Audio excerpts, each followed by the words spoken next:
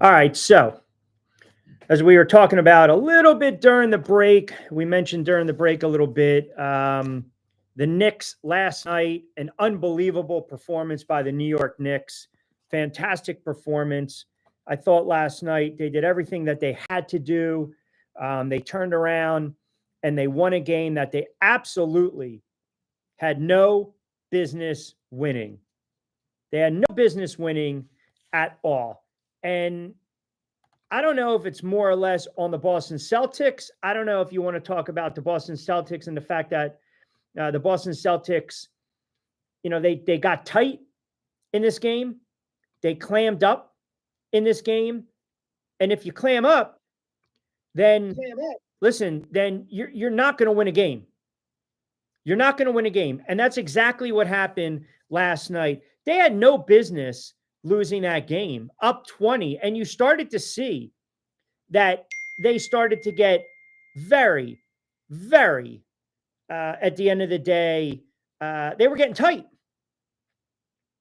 They were getting really tight in that game. And the problem is when you're missing shot after shot after shot, if you're the Boston Celtics and you keep going down on the floor and you think for a minute that you're going to have an opportunity to just all of a sudden give that knockout blow to the New York Knicks, that's not what happened last night. And you saw Brunson with big shot after big shot. You saw Hart. You saw Robinson, who played well. Listen, they were afraid to get him back on the floor, Boston was. And then late in that game, the last couple possessions, if you're a Boston Celtics fan, they decided, listen, we're not going to call timeout on that last possession because we don't want McBride back in the game for defensive purposes. But I thought last night, the difference in the game, obviously, it was the play of Brunson and the Knicks as a whole. And it wasn't the play of Tatum. And Tatum last night, I don't know, what do you do if you're a Boston Celtics fan and you're watching this team and you're seeing Tatum play? I mean, Tatum did nothing. You guys want to talk about White. You want to talk about Brown. You want to talk about, they're just constantly shooting to threes. That's fine. I get it. Have fun with it. Have fun with it. But Tatum last night didn't do squat. Tatum decided, I don't want to play. Tatum decided, I don't want the ball late. It's exactly what I saw last night. You want to be an all-world player, right? Because everyone wants you, if you sit there and you say to yourself, I'm the face of the franchise.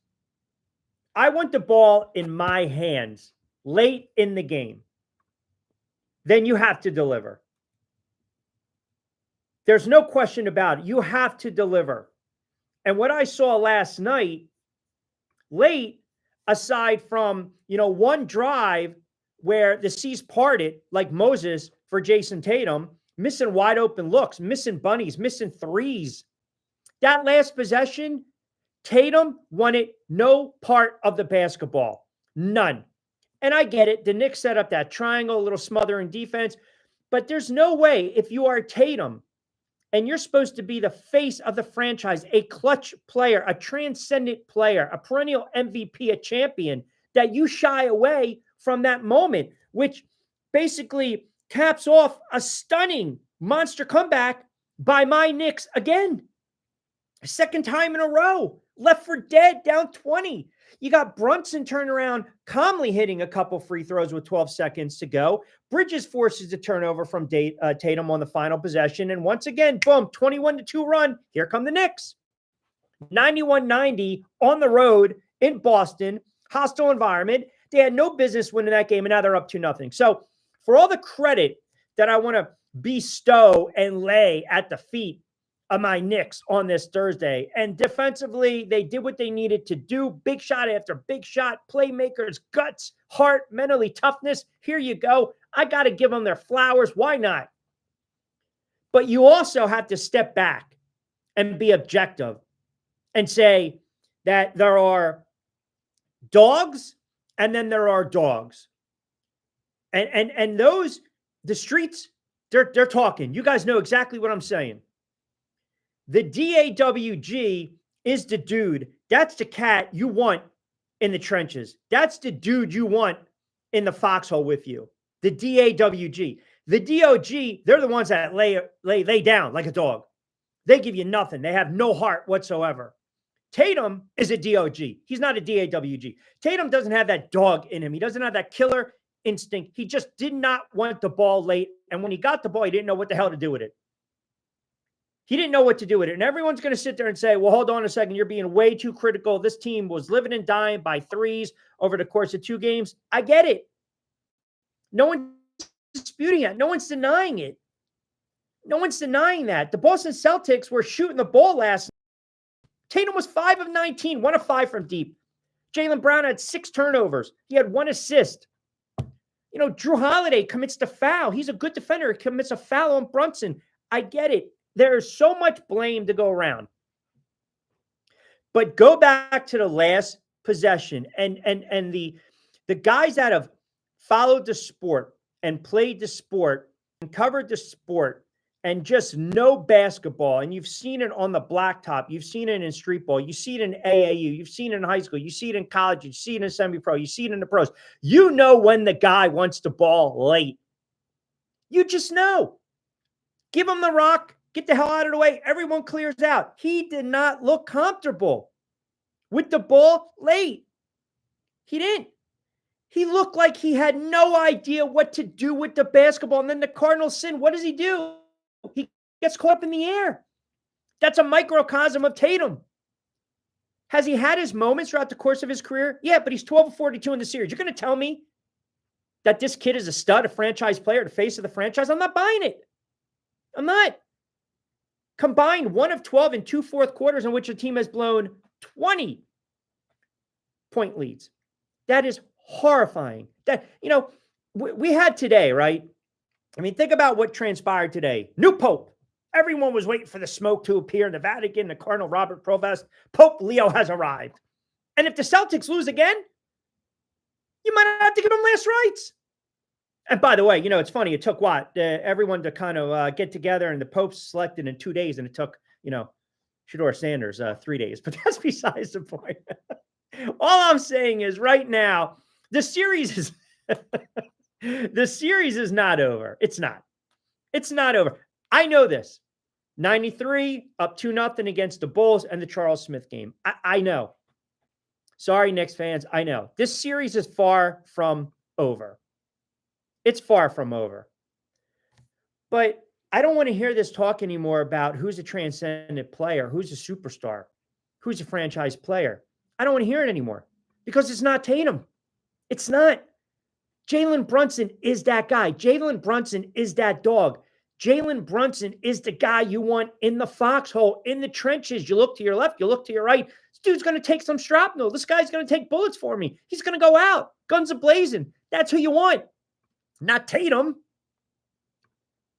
That's an epic, colossal, just choke job by the Boston Celtics last night. Just choke job at home. Find the bucket. I mean, you had so many clean looks. And I don't understand why they have this desire to basically set offenses back 30 years and just consistently and constantly chuck it up. It makes no sense. But Brunson is that guy. Jalen Brunson wants the ball in his hands late. It's a DNA. Some players have it. Some players have it, and other players don't.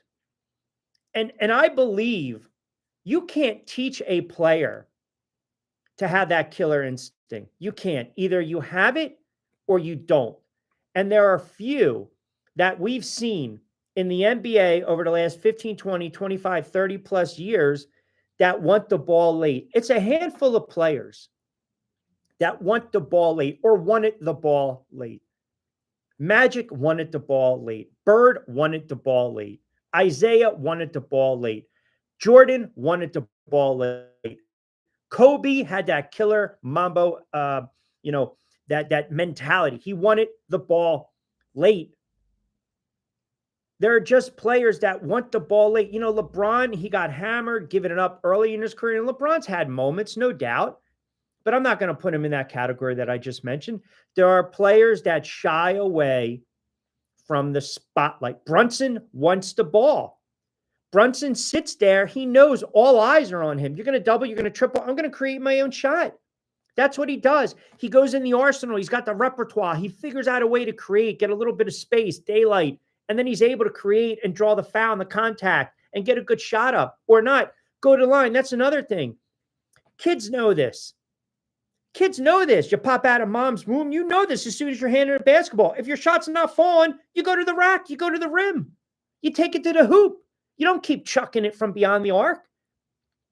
That was a poorly coached game last night by the Boston Celtics. It was a poorly played game in that fourth quarter by the Boston Celtics. And their game planning, too, with the whole Mitchell Robinson. Listen, Mitchell Robinson is not an all-star. This guy's not going to be a Hall of Fame player. But you know what he does? He gives you a little bit of that lunch pail to work, play both ends of the floor. He gives the New York Knicks a little identity, right? I get it. The air ball, the free throw, whatever.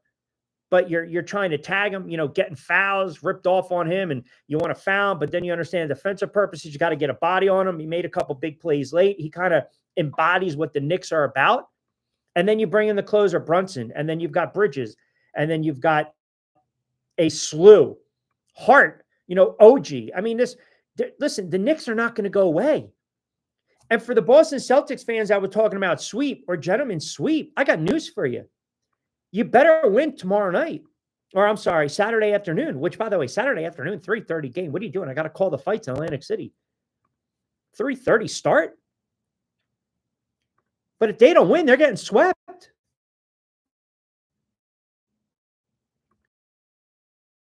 We just know Tatum, he might put up 40, and they still might lose. But you had an opportunity. Again, you had an opportunity late in the game where all eyes were on you, and you needed a bucket, and you just were so indecisive, you didn't know what the hell to do with the basketball late. That is on you. That is on you. And again, I'm sitting here and I'm watching this unfold, and I'm saying, for the life of me, that if you want to be worth the price of admission, if you want to be called that franchise player, if you want to be the face of the Boston Celtics, you figure out a way to convert this. You figure out a way to get to the rim, get to the line with pretty much no time left, and seal it and win it for your squad. He didn't do that. He didn't do that. Like I said, clutch. Curry wants the ball late. Clutch, clutch, clutch. You either have it or you don't. And Tatum right now, he's not a clutch player. And the Boston Celtics are down 2-0. They're down 2-0. Now, is that a deficit that they can't climb out of? No. It's a long series. Absolutely long series. But man, I question their toughness. The first two games, you know what they showed me? The New York Knicks are a mentally tougher team than the Boston Celtics. They are. They don't care if they got to go into Boston. They'll play them in the backyard. They don't care. And a lot of people are saying, just split. Well, you got two. Embiid's not a clutch player. He doesn't want the ball late. Giannis, some people question him, doesn't want the ball late. Brunson wants the ball late. Tatum doesn't. He doesn't. I mean, it's just, he doesn't want the ball late. Too indecisive, afraid. You can't be afraid in this sport. You can't be afraid in the playoffs. You can't be afraid in crunch time. You can't. You got to want the ball. You have to want to put your team on their shoulders, on their back. That's what you do. That's what the great players do. We've seen it. Great players, I don't care what the sport is, They want the ball late. They want the football in their hands. They want the ball in their mitt. They want to be at bat. They want the basketball in their hands. They want to be able to create. And what I saw last night was an abomination as an entire franchise as a whole for the Boston Celtics. 10 of 40. You only went to the line 15 times. I mean, the Knicks only went to the line 10 times, but still, come on. I can't have it. I can't. I cannot. I just can't sit there on good faith and say you're a franchise player. You are a clutch player. I just can't do it. All right, fast approaching the 4 o'clock hour. We'll take a quick timeout. Keep it locked into the YouTube channel as well. Live. We'll read off some of the comments as well. Appreciate you guys chiming in at Rich Q on Q, at Rich Quinones YouTube channel. I see Joey B chiming in. What time is the regular time for this show? Tuesdays and Thursdays, my friend. It'll be 5 days a week, but Tuesdays and Thursdays in the friendly confines of the Tri-X 57 studios. I feel like I won the won the Conclave Q show back on YouTube. Yes, my friend, it's great to be back. Keep it locked in. Quick time out. We'll get to some of your tweets. We'll get to some of your Facebook messages as well. As I mentioned, 4 o'clock straight up. On the East Coast, we'll take you down to 4:30. And again, little trial by error with a couple things we're working through inside the friendly confines of the Tri-X 57 studios, but we'll come back on the other side.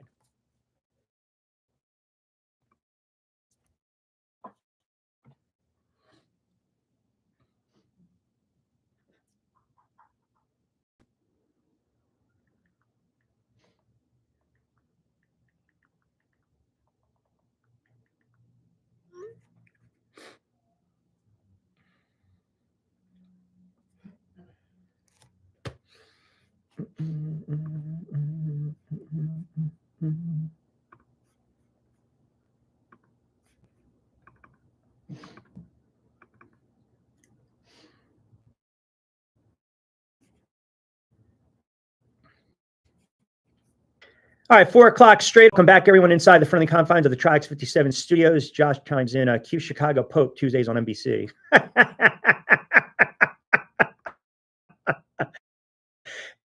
Yeah, I saw that the new Pope. I know he had a little cup of coffee in Villanova, did he not? But he is from Chicago. Went to college out in Chicago. Is he a Bears fan? I mean, should we pencil in the Bears right now for a playoff run, a Super Bowl appearance? Why not? I mean, you're going to go against Cardinal. You're going to go against the Pope. I wouldn't do that. Would you? To me, if you do that, that's not a sound move, as we like to say. It's not. Let me get to some of these comments from you guys as well. Everyone has their differing opinion on like clutch and what is not clutch, and I stand by it. I mean, you have to want the ball late. Period. I don't care how you dress it up. Everything else, it's window dressing. It's absolutely window dressing. If you don't want the ball late, take it somewhere else. Dion Facebook chimes in. Q loving the show. 92 threes missed in 2 games. Not going to get it done. Yeah, that's a fair point. Sean chimes in. Truly never thought he was, speaking of Tatum, always surrounded with great players that made him look like a superstar. Brown learns if Brown leaves that team, he would be in trouble. Gene chimes in. Q, they're not dead yet. Tough to win back-to-back games. Yes, the Celtics are not done by any stretch of the imagination. And then Damon adds in, Brown's been a no-show. Brown has not played particularly well for the Boston Celtics. He hasn't. He hasn't played particularly well, but it's collectively as a group. You're talking about a team that is the defending NBA champs. And you're going to go out like this. I mean, I get it. It is absolutely a long series. I would not get too panicky if I was a Celtics fan. But what I will tell you is, rest assured, if you go out and you lose on Saturday, then it's a done deal. Now, I've been a Knicks fan long enough to understand exactly that, it's so hard. Let's not get ahead of ourselves. That's what I'm saying. Let's not get ahead of ourselves. I mean, it was cinema last night. It was a hell of a comeback. It was a great comeback. I thought when Bridges had that 3 and they cut it to 7, I pretty much thought they were going to win the game. I thought they were going to win the game. But again, it's more or less clutch and not clutch. You know, we've seen the Joker come up in big spots. Now, again, last night, do I want to really wax poetic about Denver? Jokic had, I think, 17 and 8, and they lost by 40 points last night to the Thunder, that was a crazy game, 149-106. And now the Warriors are going to be without Curry. So now think about that series. Golden State's leading that series 1-0. Who's going to step up for Golden State right now? That's a major, major loss. That's a tough injury when you're dealing with the hammy. I mean, it's a gut punch. And you can't push that type of injury. So now who's going to step up for Golden State? I mean, is it going to be Butler? He's going to carry a load? Is it going to be Hield? Is it going to be Green? The Boston Celtics had an opportunity last night to quiet a lot of people. The Boston Celtics, Jayson Tatum, had an opportunity last night to silence critics. Silence critics that said he was not clutch. Okay? And he just didn't do it. He didn't do it. He had an opportunity to do it, and he just came up short. And as I alluded to, that's the difference between being, you know, a player that can rise up, a player that can weather the storm, a player that can, you know, just pretty much put a team on their back. And that's what you're looking for. And few players can do that. Few players over the history of any sport, of the NBA. Look, we know in football, when we talk about clutch players, it's typically the quarterback position. Because the quarterback position touches the ball the most in sports. They're under center. They're the face of the franchise. They are the guys that get paid a lot. And the quarterback is either over scrutinized or the quarterback at times is too criticized or we give them too much credit. That's the quarterbacking position in the NFL. But make no mistake about it. Like, let's not get it twisted. We know that they get paid because they're either going to come up very big, or if they come up very small, they're not going to last. You know, the guys like Peyton Manning, Tom Brady, right? You know, Patrick Mahomes, Elway, my goodness, you know, Marino, Aikman, Bradshaw. I mean, the list it's all subjective. The list can go on and on and on. Whoever you deem as a clutch quarterback. Eli, clutch quarterback in the biggest moments. They make their bones, you know, their careers are built up on those big moments. And either they rise to the challenge or they don't rise to the challenge. I mean, how many quarterbacks have we've criticized over the years that, right? How many quarterbacks have we said, man, this guy just can't win. This guy's not a winner. He doesn't have that DNA. He doesn't have that gene in him. What do we say in football? He's never going to win the big game. He can't lead the team. Dak Prescott, right? The Dallas Cowboys finally made a move and they traded for a wide receiver that I believe is a dog as well in Pickens. Talented, but a dog. Dak Prescott, right? Not clutch. You know, for as great as a career, a Hall of Fame career, Mount Rushmore career, Aaron Rodgers lost a lot of NFC championship games. He lost a lot of playoff games at home. He won one Super Bowl. He was 15-1 the follow-up year, and they lost to the Giants. Aaron Rodgers, not clutch. All-time great, not clutch. Doesn't have that DNA in him. Doesn't. Had an opportunity a couple years ago. Take the ball out of quarterback hands, make a play, beat the Detroit Lions, beat the Chicago Bears. Couldn't do it. So in football, there's that clutch gene, and that clutch gene typically lives inside or beats inside the heart of a quarterback. In other sports, it's different. In baseball, you want that guy up at the plate. You want that hitter locked in. You want that pitcher to want the ball late.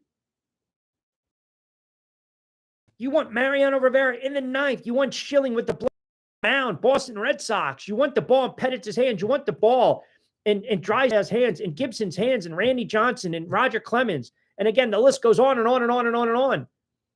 And in basketball, you've got a handful of players. You've got a sample size of players over the last 25, 30 years where you're like, man, this dude is clutch. This guy wants the ball late. He's not going to be denied. You're seeing it with the Knicks. You're seeing it with the Knicks. Brunson is as clutch as they come. Now, he missed a bunny the other night. I get that was drawn up. But again, Brunson is as clutch as they come. He wants the ball. It's in DNA. It's innate. He's born with it. Some players have it. Some players don't. It's got to be frustrating at times if you're a fan of these teams and you want to will your player to have that gene.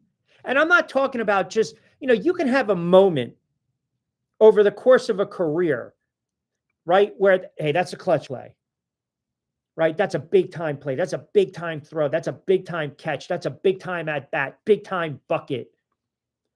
And it's sporadic. It's not consistent. But man, Jerry West, you're talking, Mr. Clutch.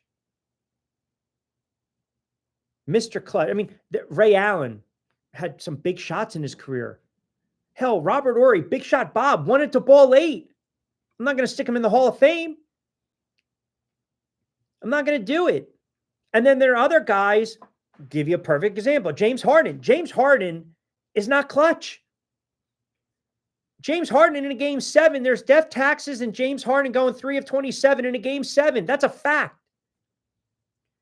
James Harden comes up small every opportunity in his career. He doesn't want the ball. He shies away from the ball. It's exactly who he is. But James Harden is going to be a Hall of Fame player. No one's disputing that. For his great regular season and points and just, makes plays and just, he's not the same player that he once was. But if you looked at his body of work all these years, you say, hey, you know what? James Harden, dynamic scorer, 100%. Don't ever take that away from James Harden. Dynamic scorer when push came to shove. No one will ever take that away from him. But are you really going to tell me in your heart of hearts that he's a clutch player? He's not. He's not. And that will be carried around with him for the rest of his career. That's the label. Whether it's fair, foul, inbounds, out of bounds, that's how you're remembered in sports. Was the guy clutch? Did he come up big? Did he have big plays for us? When we needed him the most, did he make the play? Some of these guys have and some of these guys don't. And if you're a Boston Celtics fan, you got to look around. You got to say to yourself, Jayson Tatum, he's not that guy. He's not that guy. And I can rip off pretty much 15 other teams and tell you they don't have that guy. It's rare. It's rare to want the ball in your hands late. It's rare that you put together that DA, that gene where you really want him to play and you don't shy away from the play. It's rare. There's a select few. You knew late in the game that Jordan was touching the ball. You just knew it. You just knew it. Jay on Facebook chimes in. That's a great example of Harden. He's never come up big in the big spot. No, he hasn't. That game they lost the other day, I think he had 7 points, 2 of 8. We saw throughout the course of his career. There are just guys that have ridiculous dog. Just ridiculous dog in them, and they don't. And they don't. Javon chimes in on the YouTube channel. Tyrese showing that he wants the ball late. Did it again against Milwaukee. That's a perfect example. Halliburton. That guy's got dog in him. He's got the good kind of dog. He's got that gene.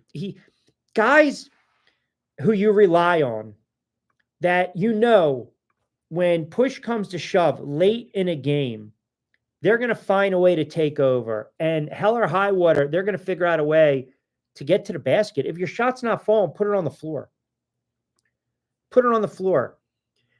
Tatum last night, for as great as a player Tatum is, it's just I can't even fathom it that you are so afraid. It was like hot potato. I mean, he pushed that ball. He pushed it up the floor. He just didn't want any parts of it. And then you get caught up in the air, and then you're going to try to make an off-balance swing pass, top of the key. I think it was who? To maybe Derek White, I don't know, or it may have been Horford creeping out near the foul line. I'd have to watch the play 1,000 times, but I mean, that's just, you're not that guy. You're not. You're just not that guy. And after a while, you have to be honest and start having these conversations. Who's going to lead? Who's not going to lead? Who's going to be the leader? Who's not going to lead? Look, someone's got to step up for Golden State. And you know what, Denver, Joker is still Joker. You know that. And sometimes you come up against a buzzsaw. You come up against a better team. And I think we're seeing that right now. If you objectively look Minnesota can beat Golden State, especially now that Curry's out. I'm not saying anything that's breaking news. I think Denver's going to have a hard time against the Thunder. And maybe someone's going to sit there and say the Thunder, they're a year or two off. It's not their time. They won 68 games. They have the MVP. They have the MVP of the league. You got a Denver team that, who knows, that gut punch from Kroenke firing the head coach and the GM with 3 games left in the season. I mean, look, like I said, I think in football, we put a lot of the onus, the emphasis on the quarterback, and rightfully so. I believe the quarterback, every Monday we come on the air, you guys are out, you're watching the games with your buddies, maybe you're having a couple pops, maybe you're at the bar, maybe you're at a friend's house playing cards, watching the games, you're betting on some of these games, you're having a good time, whatever. Typically in those conversations, you guys are watching the games, and I would probably venture to guess 25 to 30 times you're mentioning the quarterback play. Oh man, Hurts doesn't have it today. Oh, Eli looks off. Oh, Prescott is a shell of himself. Oh, Mahomes is in the zone, or Hurts looks locked in. Burrow. I mean, look what Burrow is doing. He's basically, carrying these guys. Herbert's in. You're having the quarterback conversation because they make the most money. They're the recognizable face. The quarterback is always the face of an NFL franchise, period. It's not a running back. It's not a defensive end. It's not a corner. It's not a DB. It's not a wide receiver. It's always the quarterback. Even on bad teams, it's always the quarterback. They are the face of the franchise. They're your 10, 15, 20, $30 million player. There's a reason for that. They're in the spotlight. They do the commercials. They go up to the podium. That's who they are. They touch the ball constantly. They're under center. So they're judged, we tag wins and losses. They're judged by having those moments that define them throughout the course of their career. And sometimes they come up big and sometimes they come up small. Marino never won a Super Bowl, but he was clutch. Montana won a boatload of Super Bowls. He was clutch. Eli had 2 great Super Bowl runs. He was clutch in the playoffs. He was a subpar average quarterback during the regular season, but he made his bones in the playoffs. He stepped up when he had to. Hurts stepped up when he had to. Jalen Hurts outplayed Patrick Mahomes not once, but twice in 2 Super Bowls. And if the Eagles would have won that first time around against Kansas City, Hurts is going to be the MVP.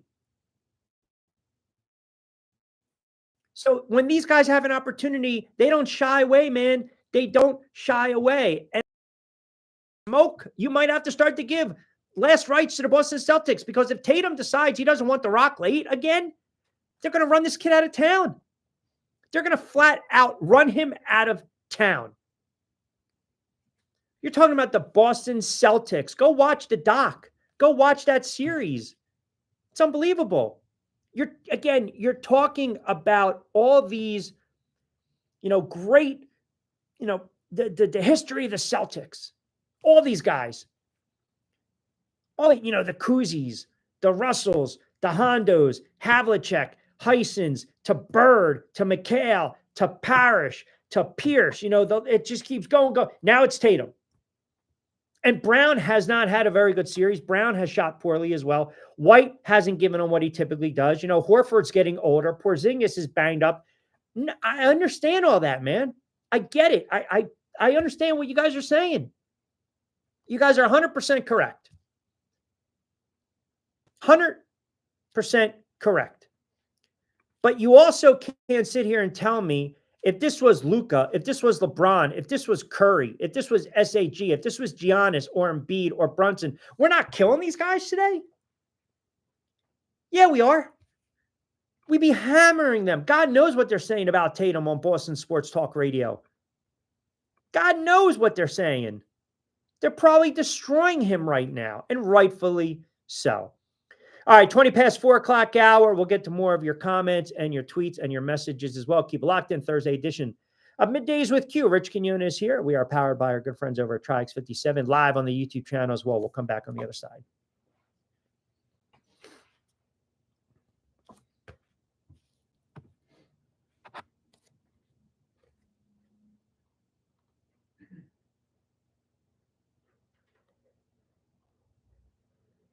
Jayson Tatum.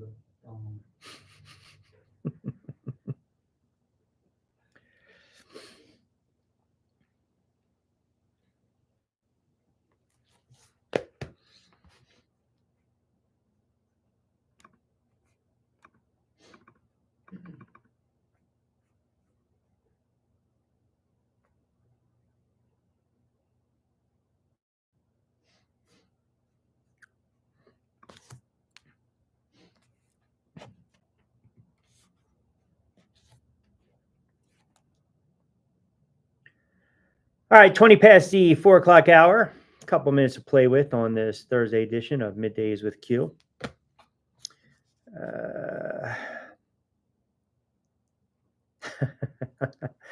So this is great. When we get the guys on the YouTube channel, they go back and forth. So Joe comments that grass is green.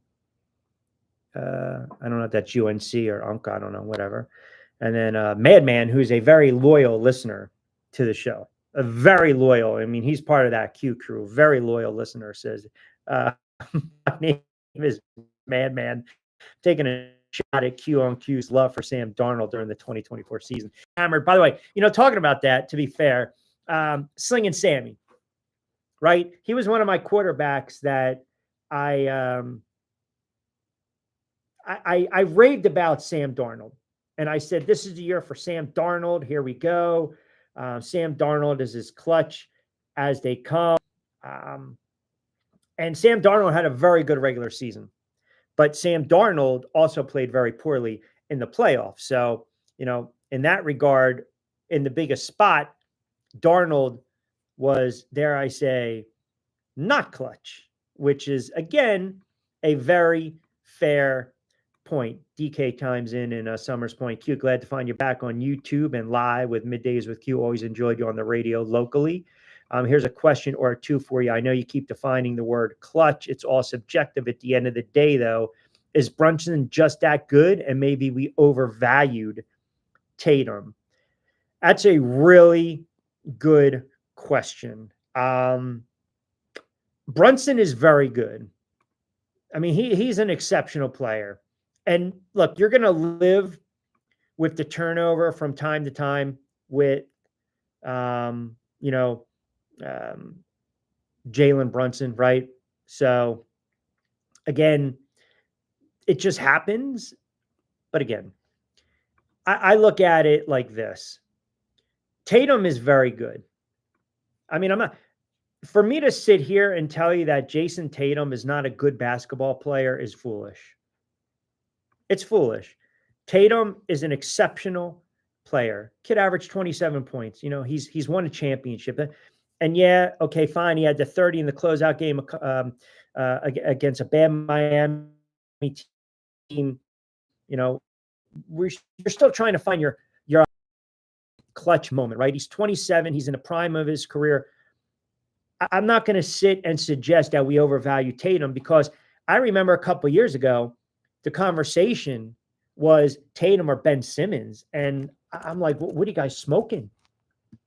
Are you serious? There's no comparison. I mean, Simmons is a bum. Ben Simmons is a bum. Tatum is an all-star, first team, all NBA.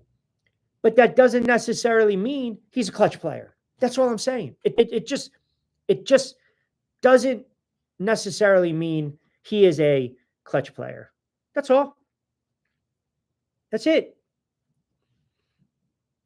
I mean,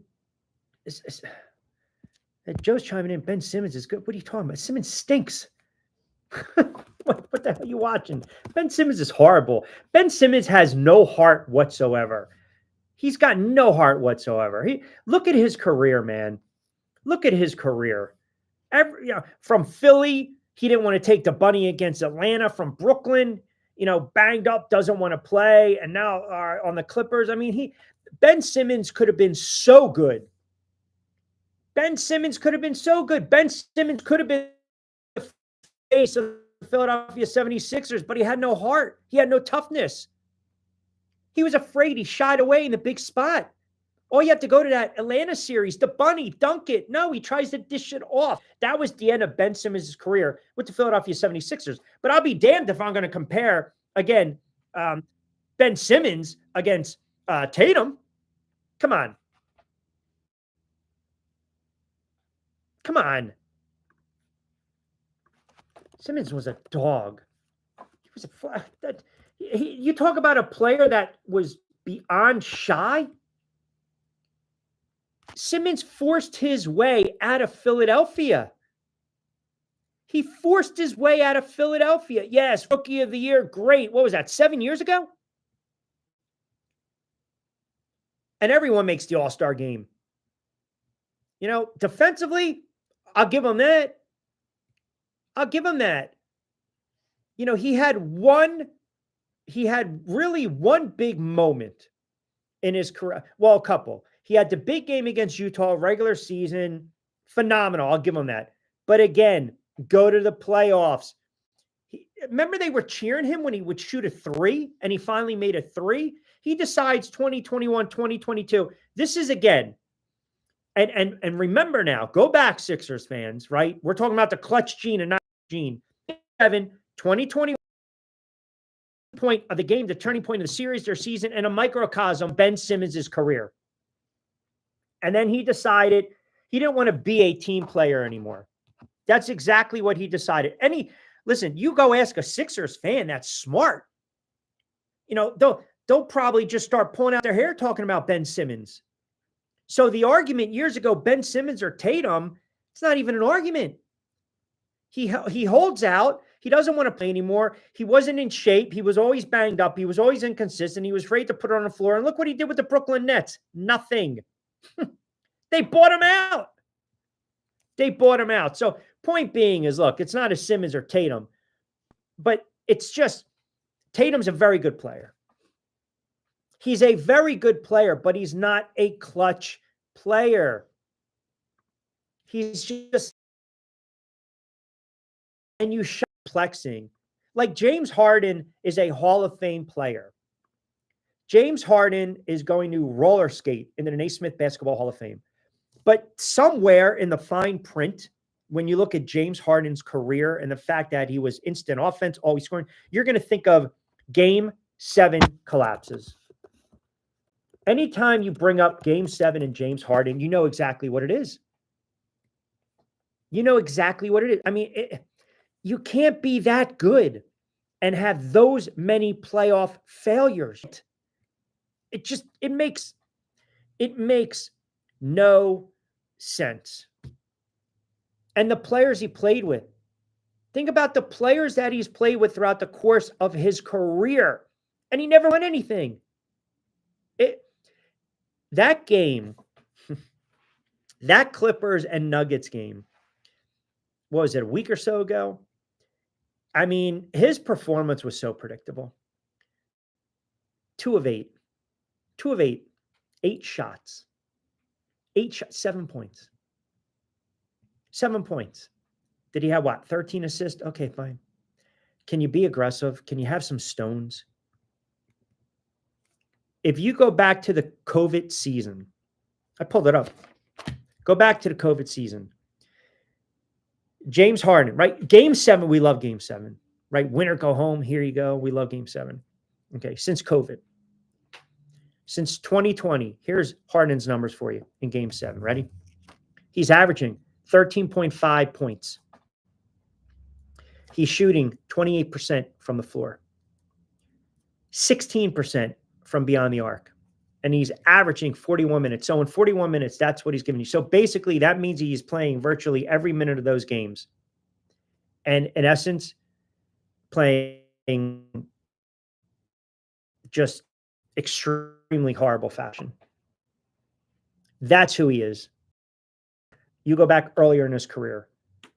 Brunson last night showed you he's clutch, and Tatum showed you he's not clutch, period. All right, got a couple minutes. I want to switch gears for a second. NFL. So I saw the Dallas Cowboys finally woke up, and the Dallas Cowboys decided we're going to make a move, right? Because that's what the Dallas Cowboys do. The Dallas Cowboys will talk in November when their season's pretty much done. They'll talk in December, January, February, March, April. They love to win the Super Bowl come July before you break for camp, mini camp, training camp, preseason. Here we go, August, September. Season rolls around and they flame out. So Jerry decides we're going to get that number 1 wide receiver. We're going to finally get that number 1 or that complimentary wide receiver, right? Complimentary wide receiver. They need that number 2. They need that number 2, but they got to pair him up with CeeDee Lamb, big time player. Here you go, Dak Prescott, CeeDee Lamb, 1-2 punch. Got to love it.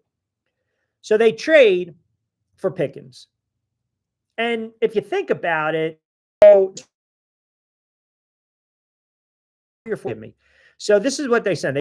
The Steelers send Pickens to the Cowboys for a 2026 third-round pick. The Cowboys send a 2027 fifth-round pick to the Steelers and get back a 2027 sixth-round pick. On the surface, it's not a bad play for the Cowboys, right? It's not. I know that they wanted the kid McMillan. If he was available at number 12 in the first round, he would have been the first-round pick. That's what they're saying out of Dallas. A couple sources. You listen to Dallas Talk Radio. I don't, but that's just what the guys are telling me. And he goes number 8 to the Panthers. So now Bryce Young has a young talent, a wide receiver in this kid McMillan. So now you have Pickens.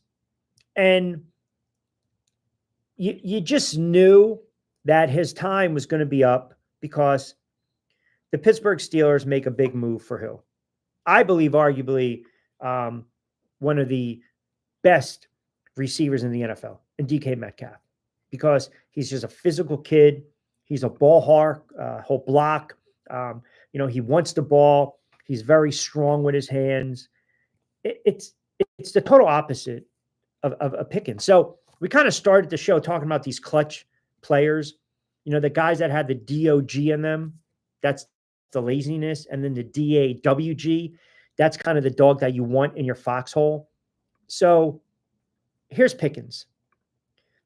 Pickens is a dog. I'm sorry. I mean, for the Cowboy fan to think this is a move to put him over the top, what the hell you're talking about? Like, this move is not putting you over the top. This move is not going to make you competitive with the Washington Commanders. This move is not going to tilt your favor against the Philadelphia Eagles. And I can tell you this right now, on May 8th, 2025, we're not even in the dog days of summer yet.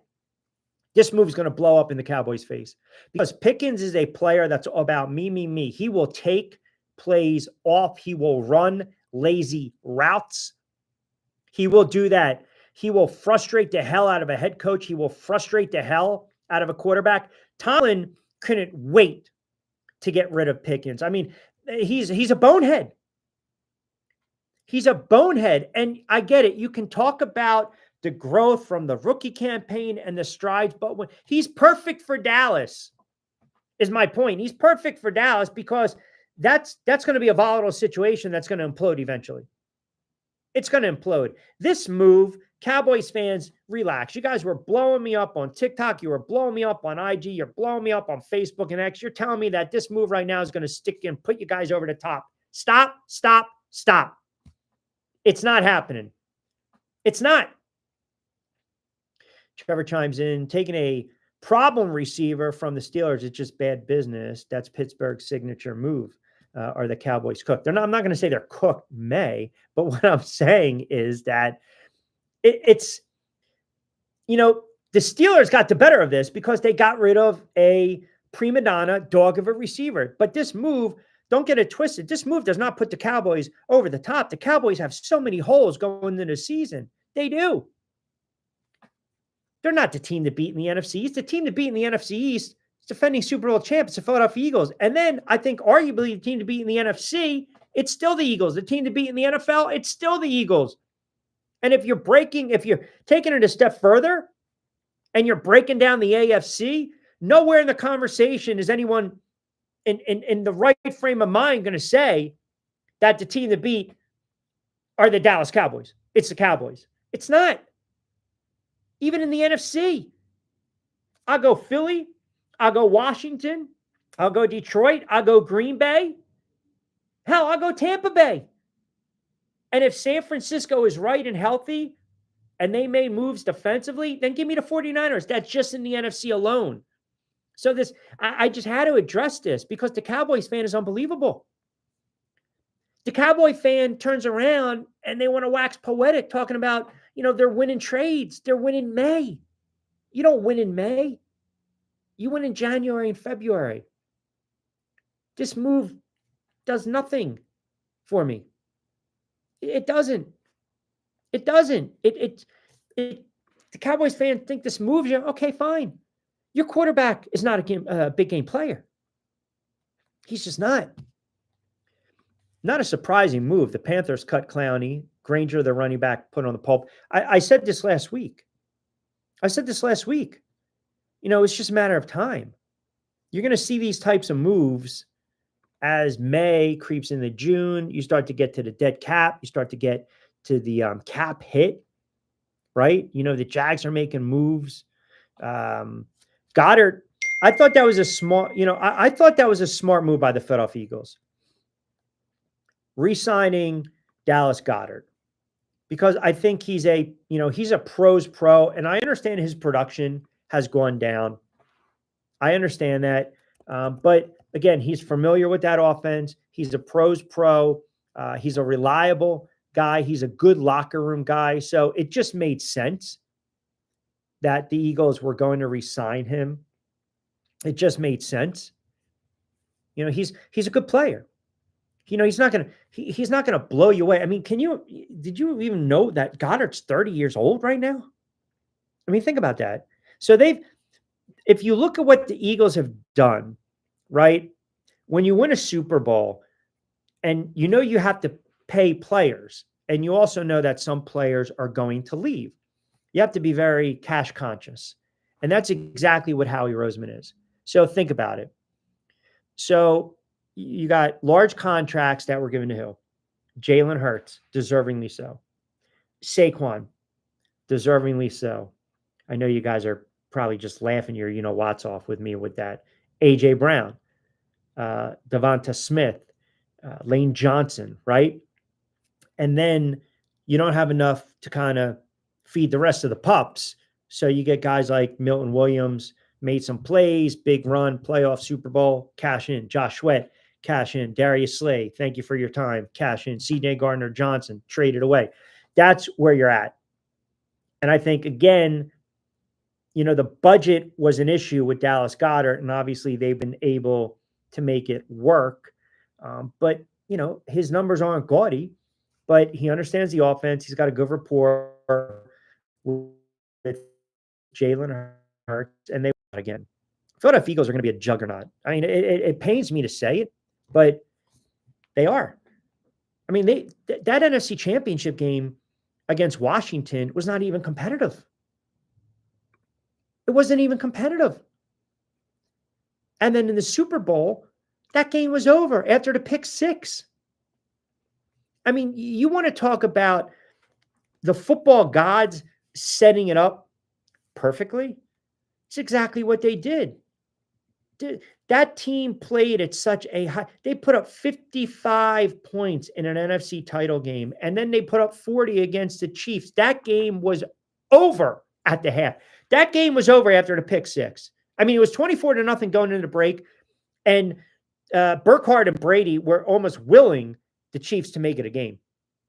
Willing the Chiefs to make it a game. Brady kind of going off a 28-3 a couple of years ago, the Falcons and the Patriots, and everyone who's wise and smart who watched that game knows exactly what happened in that Super Bowl. They had Matt Ryan drop back to pass on 3rd and 5 instead of running the football, milking the clock in the strict snap, and everything went south. So the Eagles are definitely still, they're the team to beat until otherwise. But Dallas thinking this move is putting them over the hump. It's not. It's not putting them over the hump at all. Cowboys are still the Cowboys. Until they figure out a way to make a deep run into the playoffs. And at this point, not only winning a couple playoff games, get to an NFC championship. Then I'll actually listen to what the Dallas Cowboy fans have to say. Until that time, no. Silent. You have to be silent. All right, let me give you some quick lines. NBA, obviously, Curry tonight. I mean, think about this. Curry's out. That line has ballooned right now. Minnesota's laying 10.5. I still keep this game close going into the fourth, but I do like the T-Wolves laying to play the over here. The total is 201.5. I hate the way the NBA is scheduling these games, by the way. Tomorrow night, and I'll do this live tomorrow on the YouTube channel with Middays with Q. You got the Cavaliers and the Pacers. Cleveland is laying 2.5. This is a must-win opportunity, must-win time for the Cleveland Cavaliers because they've lost in heartbreaking fashion too. And Indiana is really starting to feel themselves. I know Jovan commented about Halliburton. He's playing exceptionally well. Indiana's at home. So they've got, all the juice, all the momentum. They go on the road. They win 2 on the road. Now they come back at home. I'll give you my thoughts on that game a little more in-depth tomorrow. Thunder and the Nuggets. OKC laying 5.5. That series is knotted up at 1-1. And then early line, look-ahead line for the Knicks and Boston. Celtics are 6-point favorites on the road. Boston Celtics are 6-point favorites on the road at MSG. Down 2-0. What does that tell you? What does that tell you? Like the books, the betting public believe that the 2 losses were just aberrations. That's exactly what they're telling you. The betting public is basically saying, yeah, chalk it up 20, loss, choke. Chalk it up 20, loss, choke. Not a big deal. Not a big deal. The Knicks are going to figure out a way to lose at home, game 3, because that's what they always do. 1993, up 2-0. Starks, the dunk, game 3, MSG, Madison Square Garden, Sunday afternoon, NBC, the Charles Smith game. The day I'm watching that game, and to this day, that game haunts me. I wake up at night in cold sweats thinking about Charles Smith getting rejected 4 times instead of just dunking it. So I get it. I understand what they're thinking. The Knicks will lose this game on Saturday. Okay, now you got a series. All right, well, we'll talk about it a little more tomorrow. But I'm just giving you the early line. 5.5. If anything, you might want to play, if you're doing player props or game props. Let me see if I can find how many threes. Action Network is pretty good with this. How many threes do you think the Boston Celtics will attempt in game 3? 60, 40, 35. I mean, there's a play right there. If you're going to forget about player props, if you're going to play something, play that. Because they're going to chuck it up 25 to 30 times. Let me see if I can find this. If not, we can, I'll give those plays out tomorrow. But I wanted to find it real quick for you. All right, let me see here. That's Saturday game. All right. So here we are. Celtics trends, props. So your best odds, you're talking first basket. No, we don't want that. We don't want spread. 3-point, 26 attempts. My goodness. You might want to grab that and run with it. And don't be shocked if the Knicks are down 15, play the game live and game money line Knicks. Their money line in game one was plus 310. Last night it was plus 385. And let me just check one thing before we get out of here. In-game Knicks odds. Because when you're down big like that, $5-10, they had a 9% chance of winning. So trying to pull the number. What was it? Man, that had to be a +6 and some change. So a couple books had it differently. +10.5. Wow.